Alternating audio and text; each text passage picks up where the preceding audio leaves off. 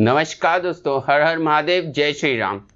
Video में आगे proceed करूं उससे पहले आप सबका थैंक्स कि आप मुझे पैसा डोनेट करते हैं मेरे मेडिकल ट्रीटमेंट के लिए। यकीन मानिए मेरी सोर्स ऑफ इनकम बस यही है। मेरा एडसेंस अकाउंट भी डिसेबल कर दिया गया है यूट्यूब द्वारा और मैं किसी आईटी सेल का मेंबर नहीं हूं कि 10 रुपये प्रति ट्वीट कमा सकूं। खैर, ट्विटर अकाउंट भी मेरा सस्पेंडेड है। राइट विंग वालों के साथ ऐसा ही होता रहा है और आगे भी हो रहा है, पर इससे बीजेपी को कोई फर्क नहीं पड़ता क्योंकि बीजेपी के नेताओं को अपनी लाल करने से फुर्सत नहीं मिल रही है। इनकी किसी भी बड़े नेता का अकाउंट सस्पेंड नहीं हुआ है तो इन्हें क्यों फर्क पड़ेगा। फिर चाहे लेफ्टिस्ट प्रोपेगेंडा पूरी जोर शोर से सोशल मीडिया पर फैलाया जाए और हम जैसे अगर काउंटर करते हैं तो हमारा अकाउंट सस्पेंड कर दिया जाता है। Let it be this way. Sooner और लेटर जब मोदी जी को गाली देने वालों की पुंगी बजाने के लिए कोई नहीं होगा तब इन्हें रियलाइज होगा। क्योंकि ये प्रोपेगेंडा चलता रहता है तो आम पब्लिक भी इसकी शिकार होती है और इस प्रोपेगेंडा में फंस कर बीजेपी के खिलाफ वोट करती है। हमने यही चीज दिल्ली इलेक्शंस में देखा और अब बंगाल के इलेक्शन में भी यही चीज देखी। हम जैसे लोग दिन रात केजरीवाल की पोल खोलते थे। इसके झूठे स्कूल हॉस्पिटल का दावा मैंने खुलासा किया था अपने एक वीडियो में, पर हमारे वीडियोस के व्यूज दबा दिए जाते हैं और हमें ट्विटर जैसे लोग ट्विटर पे बैन कर दिया जाता है। खैर, मेन मुद्दा जिस पर वीडियो बना रहा हूं उसकी बात करता हूं।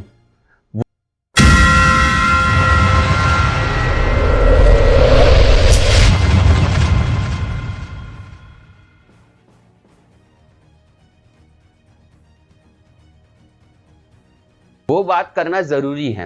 90 का दशक में जब कश्मीरी पंडित मुसलमानों को आतंकवादियों ने फरमान जारी किया कि अमरनाथ यात्रा नहीं होगी, तब लेट श्री बाला साहेब ठाकरे जी ने खुली धमकी दी थी कि अगर अमरनाथ यात्रा रुकी गई या बैन हुई तो मुंबई से एक भी प्लेन हज के लिए नहीं जाएगा। बाबरी मस्जिद गिरने के बाद मुझे इसमें कोई संकोच नहीं है कि अगर मैं इसे सही कदम बोलता हूं, हम हिंदुओं को अपना कल्चर रिस्टोर करने का पूरा हक है। मुझे लाव लपट वाली सेक्युलरिज्म जैसी बातें करनी नहीं आती हैं। खैर, बाबरी गिरने के बाद बाला साहब ठाकरे जी ने कबूला कि ये काम शिव सैनिकों ने किया है। उन्हें चुनाव आयोग ने बैन कर दिया था, पर उन्हें फर्क नहीं पड़ा। वो सिर्फ हिंदू की बात करते थे और वो हिंदुओं के लिए हमेशा लड़े। पर आज की शिवसेना, जिस कांग्रेस को शिवसेना पानी पी पी कर कोसती थी, उसके साथ सत्ता के लिए गठबंधन कर लिया गया। इतना ही काफी नहीं था कि शिवसेना ने अमरावती म्युनिसिपल कॉर्पोरेशन लड़ने के लिए AIMIM से गठबंधन कर लिया। जी, वही AIMIM जिसके मुखिया के भाई ओवैसी ने प्रभु श्री राम और मां सीता को गाली दी थी। वही AIMIM जिसका नेता वारिस पठान गणपति बप्पा मोरिया बोलने पर माफी मांगता है। मान लो कि गणपति बप्पा मोरिया कोई गाली हो। आज जब महाराष्ट्र में कोरोना से हिंदू मर रहे हैं, कल 52,000 नए केसेस थे, 920 लोगों की डेथ रिकॉर्ड हुई। ऐसे समय में शिवसेना के संजय राउत ममता बनर्जी की जीत पर खुशियां मना रहे हैं। त्रिपुरा के मुख्यमंत्री क्या बोलते हैं या केंद्र के बीजेपी के नेता क्या बोलते हैं या लेफ्ट के नेता क्या बोलते हैं, उससे कोई ममता जी को या चुने हुए जो लेजिस्लेटिव पार्टी का लीडर चुना जाता है उसको कोई रोक नहीं सकता। जरूर ममता जी नंदीग्राम में हार गई, लेकिन ये पहली बार नहीं हुआ है कि कोई हार गया है और फिर वो मुख्यमंत्री बना है या केंद्रीय मंत्री बना है।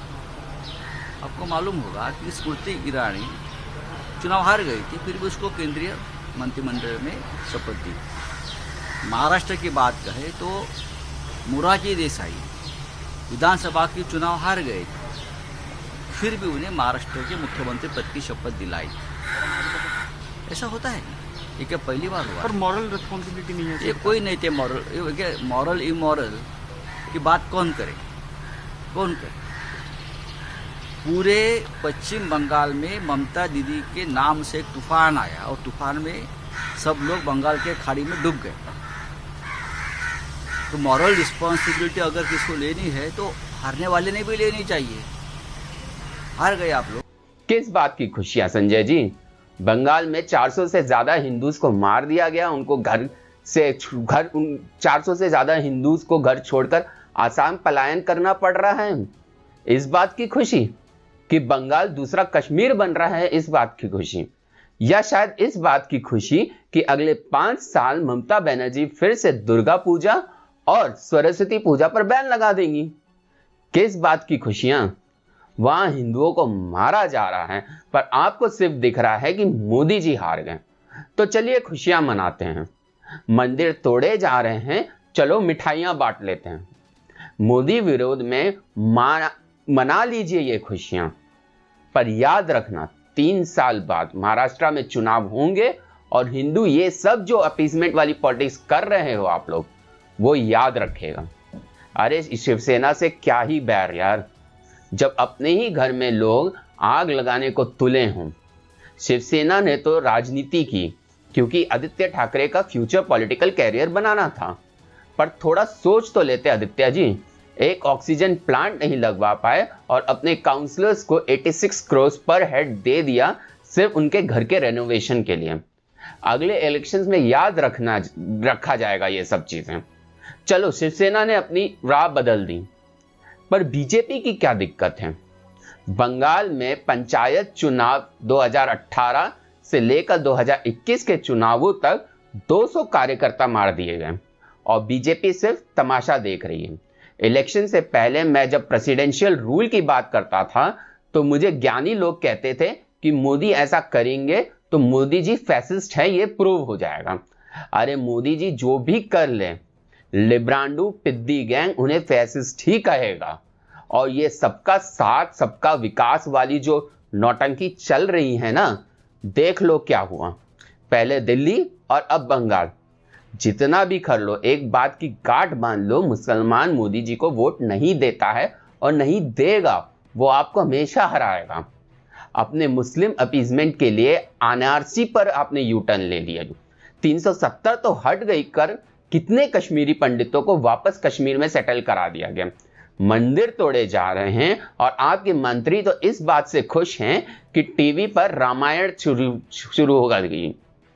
क्या 303 सीट्स इसलिए दी थी कि बंगाल में हिंदुओं के मारे जाने पर आप धरना करो? नौटंकी बंद करिए। हिंदुओं में बहुत गुस्सा है। अगर आप अपने हिंदू कार्यकर्ताओं को नहीं बचा सकते तो हम लोग वोटिंग करना ही बंद कर देंगे। ये 4 मेंबर्स वाली कमेटी जो आपने बंगाल भेजी है ना, उस कमेटी को घर पे बैठाइए, उसको भंग करिए। एक और रिपोर्ट नहीं चाहिए, क्योंकि ऐसी रिपोर्टें किसी सरकारी दफ्तर में धूल खाती हैं। एनआरसी लाइए और ये जितने दंगाई बांग्लादेशी और रोहिंग्या हैं उन्हें देश से बाहर निकालिए। और नहीं कर सकते हैं तो आप भी याद रखना 3 साल बाद फिर चुनाव आएंगे। हम हिंदुओं में इतना दम तो है कि खुद की एक अलग पार्टी भी बना सकते हैं। और मैं आपसे पूछना चाहूंगा दोस्तों कि आपका क्या विचार है शिवसेना और बीजेपी के इस ढीले रवैये को लेकर? कमेंट सेक्शन में जरूर लिखिए। डोनेशन करते रहिए। धन्यवाद दोस्तों। जय हिंद, जय भारत।